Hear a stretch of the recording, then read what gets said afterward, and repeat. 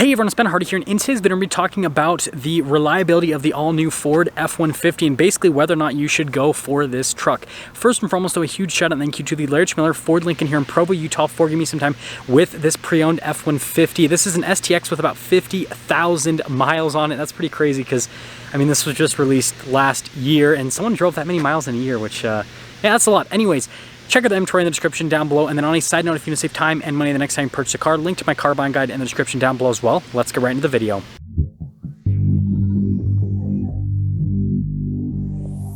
Now, just like other videos in this series, we're going to start things off by going over the powertrain issues that could potentially arise with the truck. There are so many different powertrain options with the new F-150. First off, you have a fully electric version now, which is the Lightning, which will get its own dedicated video in the future. But there is a 2.7 liter turbocharged V6. There is a 3.5 liter turbocharged V6. There's also a naturally aspirated 5.0 V8. And then there is the new Power Boost, which is the 3.5 twin turbo V6 paired to a hybrid system. And so there is quite a bit happening under the hood of the F-150.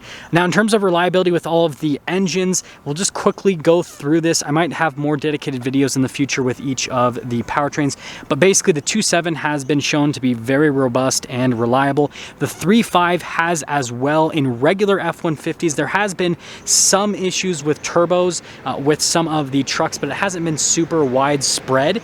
And it seems like Ford's pretty much figured everything out with their turbocharged engines because they've had the EcoBoost out for quite some time. Now, that does not apply to Raptors. Raptors seem to have more issues than, you know, again, regular trucks with the 3.5, and I'm guessing that's because they're pushing out just a little bit more performance out of the engine. That's why they call it the high output. But again, Raptors will have their own dedicated video. Moving over to the 5.0, that thing is just super robust and reliable, and so there's not really anything to worry about with that. The Power Boost, on the other hand, has had some issues popping up, and the issue that you guys have probably seen, which has been all over the news, is the whole drive shaft issue, where basically the heat insulators and everything come loose, and then stuff comes in contact with the drive shaft, and then the whole thing just goes, and then the truck is undrivable at that point. Ford already has an open recall on it, and so Ford is already taking care of it, and so I don't really think it's, I mean, I mentioned it, but like it's not really a huge talking point in terms of reliability, because when something goes to recall, that means that, well, there's an issue, the issue is being taken care of, and then with future vehicles, you know, they're going to make sure that that is not going to happen. And so basically, with things under the hood, the new F-150 actually is very reliable from an engine perspective across the board. If you want the most reliable powertrain, that's going to be the 5.0 V8, right? It's a tried and true naturally aspirated V8, so that's going to be the route to go. Obviously, the twin turbo EcoBoost V6 does have its benefits. We'll talk about that in the driving portion of this video. But at this point, since it's been out for so long, Ford's been able to pretty much work out most of the kinks. Again, there are some potential issues with the turbos and all that, but for the most part, it's pretty solid. Now let's talk about other potential reliability concerns with the new F-150. So first off, with this new generation of F-150, it changed some things, but it didn't change nearly as much as what you would think. And so there was actually quite a bit of carryover from the last generation to the new generation, including a bunch of the powertrains. That being said, they did change a lot with the whole lighting cluster and everything. So far, there hasn't been any issues with those. Again, there might be a few reports, but for the most part, it's nothing that you should be concerned about. And then from a suspension standpoint, Ford's basically dialed everything down with the suspension shocks, and so you're not really going to have to worry about that with the trucks either. And we're still utilizing leaf springs here with the F-150, and so again, it's not something you have to worry about. Now, having aluminum body construction actually helps with mitigating rust on this truck. With just like other pickup trucks, though, because of how they're used and everything, that could potentially be a long-term issue if the, you know, if you're buying a used truck and the previous owner didn't, you know, exactly wash it like how they should have, and, you know, take care of it how they should have. So understand that, but you know, it's not abnormal for pickup trucks. Now, something that I'm impressed with, this truck has 50,000 miles, and the interior looks brand new. So it looks like Ford has just improved their interior durability quite a bit. Now, I understand that, you know, 50,000 miles is not, you know, 150, 200,000 miles like what some people will put on these trucks. But still, I mean, everything still sounds really solid. And you guys know I review these trucks brand new all the time, and, you know, I'm not really seeing a whole lot of, there's like a little bit here on the seat. But I mean, for the most part, like I said, this looks like it would pretty much be like a showroom floor truck, which is very impressive. Now, this being an STX, Actually have to put the key fob in here.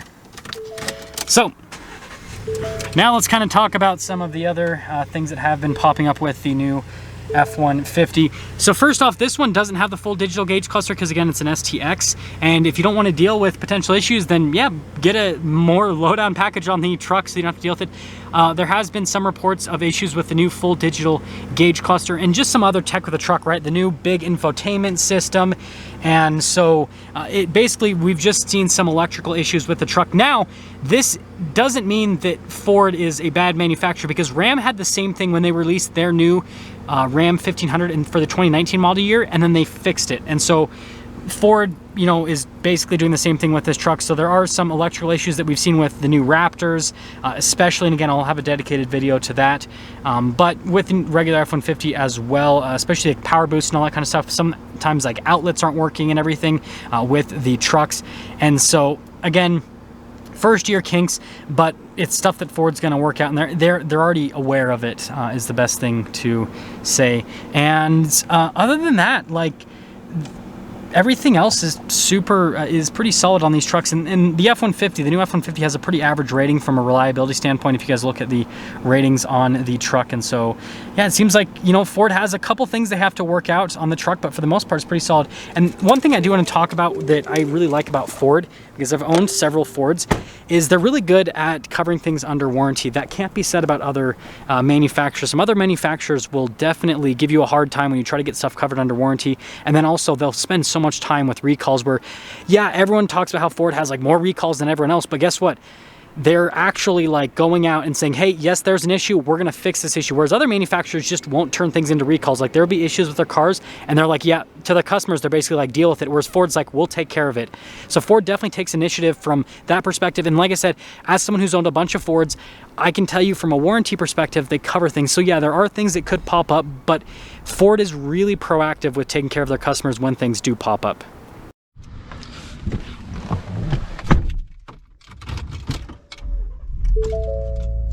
Okay, so going for a short drive here in this F-150 with, again, over 50,000 miles on a new body style. And I just want to kind of talk about some driving things with the F-150, and then obviously, you know, some things up for today's video talking about the reliability of the new F-150. So first off, the new F-150 does drive quite a bit smoother than the previous version. There have been some comments by people saying that, oh, it's not that much of a change or improvement or this or that. I think they've done a really good job, actually. They've changed quite a bit with it to make it so that this feels like a luxury vehicle now. It's on par with Ram from a ride quality perspective.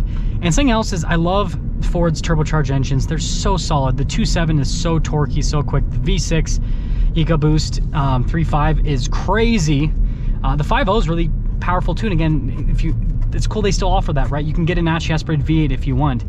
And then the power boost is pretty crazy, but again, that's the most complex powertrain they have right now. And so, you know, if you're concerned about reliability, then you probably don't want to go with that powertrain. But, you know, if you want the better fuel economy and you're okay with, you know, potential issues, then yeah, it's a great one to go for. But yeah, what I've noticed is that Ford definitely covers all their bases from a powertrain perspective. And, you know, they were early to the game with the turbocharged engines and everyone gave them a hard time, but now they've had over a decade to work things out. Whereas Chevy is dealing with so many issues with their 2.7, Toyota is dealing with so many issues with their 3.5, and Ford's like, now you guys get to play catch up, right? And so yeah, it's just, you know, it's not perfect, right? There's still some things that Ford has to slowly work out over time with these engines, especially in the higher performance vehicles. But, you know, for the most part, if you're just getting this as like an everyday truck, it's not going to be a problem, especially if you get a lower down package like this. If you get like a fully loaded, you know, limited or platinum or something, yeah, you could potentially have some electrical stuff and everything, but there's so much tech in those. Whereas this, since it's more on the basic side of things, there's a lot less to worry about. And so overall, the new F-150 is actually pretty solid from a reliability standpoint, especially in the base packages and especially in the more simplistic powertrain options, like, you know, like the 5.0 and again, the 2.7 seems to be really solid. The 3.5 too, just that power boost that's kind of all over the place. But yeah, it's a great driving truck, and It's looking like it's holding up really well over time. And so, yeah, if you're looking for a solid, reliable new pickup truck, Ford, they've spent the time to figure things out. And like I said, if there are issues, Ford is really good about taking care of their customers. I can say that as a person that has owned 6 Fords now and have had issues with those cars. I can confidently say that. Now let's get some things up for our video talking about the reliability of the all-new Ford F-150. Again, a huge shout out and thank you to the Larry Miller Ford Lincoln here in Provo for giving me some time with this truck. Check out that info in the description down below. I'll see you guys.